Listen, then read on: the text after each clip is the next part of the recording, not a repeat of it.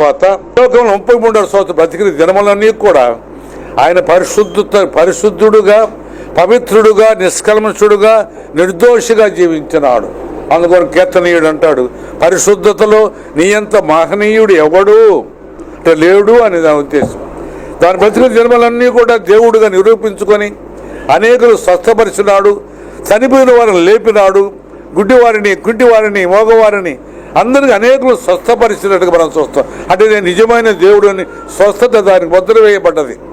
అదే సమయంలో లోకాన్ని ప్రేమించి లోకములో పాపముతో అపరాధం సచ్చిన మనుషులందరినీ బ్రతికించుటకు ఆయన ఇష్టపడ్డవాడు మనం చూస్తున్నాం.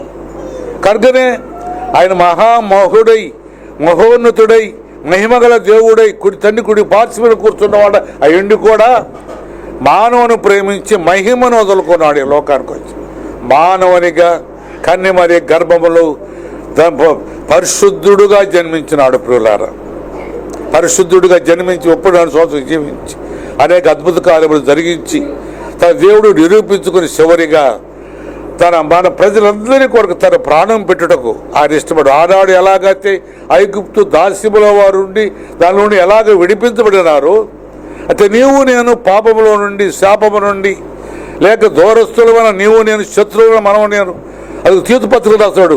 దేవుడు లేడని చెప్పిన వారము, అనేక సార్లు విరోధస్తులు, చెడు భావం కలిగిన వారమని తీర్పుపత్రికలో రాయబడి ఉన్నాయి అనేక మాటలు.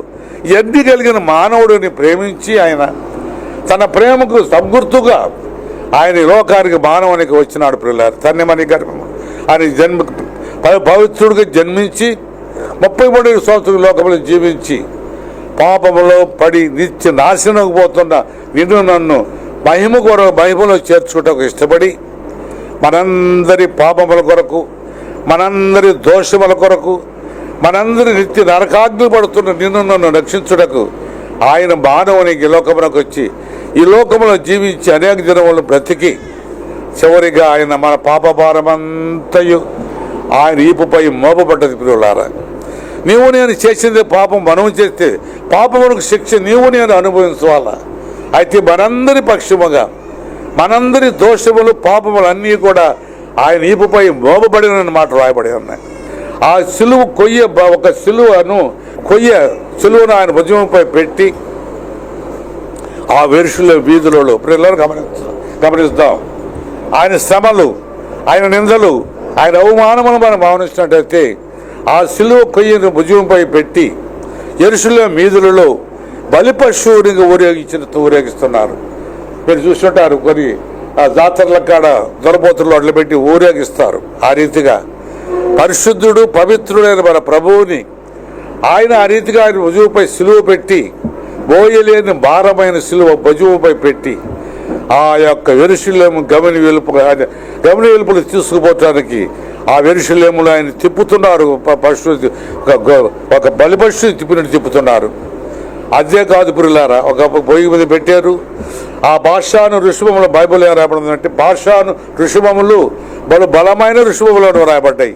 అంటే రోమా సైనికుల చేతికి, బలమైన చేతికి కొరడాలు ఇచ్చి ఆ ప్రభువుని అయ్యపంతో కొట్టుతున్నారు. పిల్లలు ఒక్కొక్క దెబ్బకి ఆయన శరీరం చిట్లిపోతుంది, ఒక్కొక్క దెబ్బకి రక్తమంతా కారుతుంది, ఒక్కొక్క దెబ్బకి తన ఒక చెక్కుముక్క రాతివలి చెక్కిపోతుంది.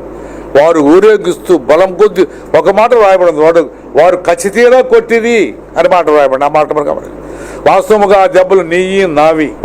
పాపము చేసింది మనము, శిక్షకి యోగ్యులు మనకు బదులు మన ప్రభు ఆ దెబ్బలు భరిస్తూ అవమానములు పొందుతూ గృద్దుతూ అనేకులు గడ్డి వెంట్రుకలు పీకుతున్నారు. కొట్టువారికి నా వీపు సాటు చేయలేదని ఎంత ప్రేమ గల మాట. గడ్డ వెంట్రుకలు పెరుగు వారికి నా ముఖం సాటు చేయలేదంటాడు ప్రభు.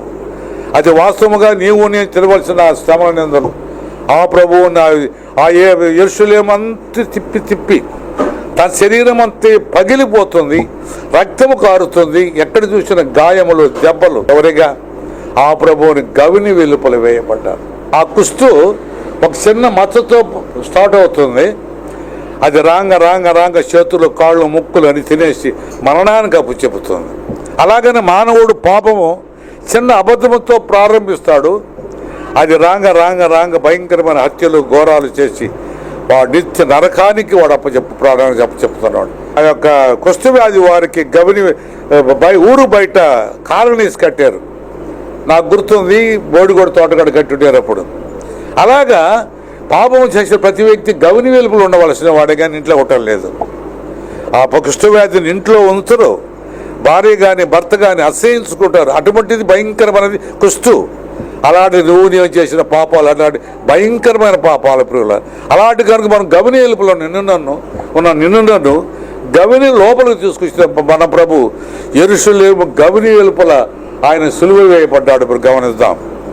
యెరూషలేము గవిని వెలుపల ఆకాశమునకును భూమికి మధ్యన ఆ ప్రభు వేలాడుతున్నాడు. ప్రియుల, మానవుడు నీవు నేను పరిగెత్తి చేసిన ప్రతి పాపమును బట్టి ఆయన 2 పాదములు జోడించి పూజింపదగిన పాదములు 2 జోడించి బలమైన మేకు కొట్టారు.